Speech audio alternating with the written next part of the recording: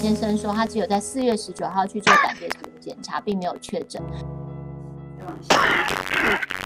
校园的接种也会这个礼拜开始。那这2天大概同学校初步回报的情况，儿童 BNT 的会稍微比莫德纳多一点。有学校甚至他们初步调查。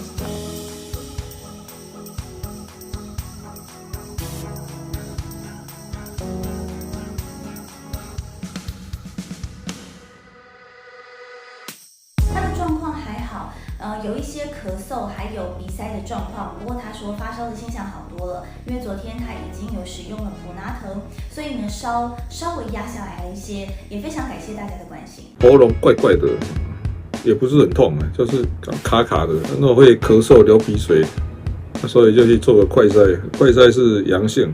那我这个郭台铭董事长就借我们一台那个口水机。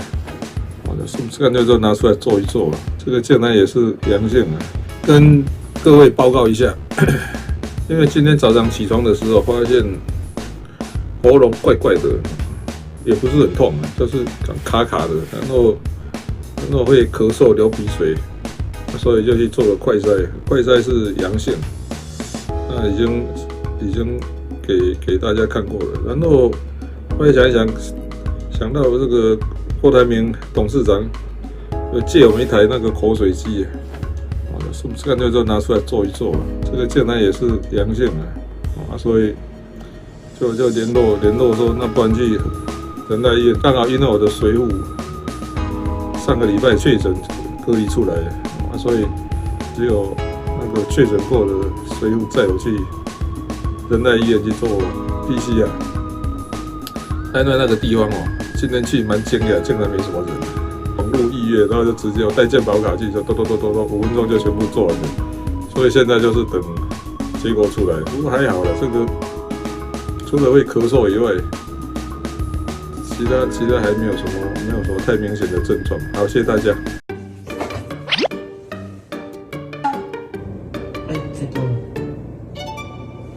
没事，感冒啊。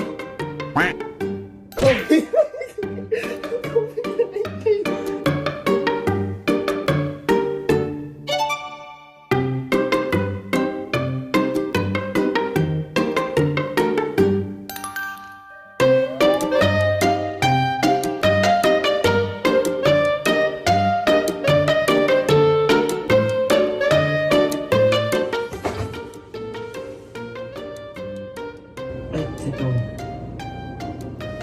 没事，感冒啊。COVID-19 啊。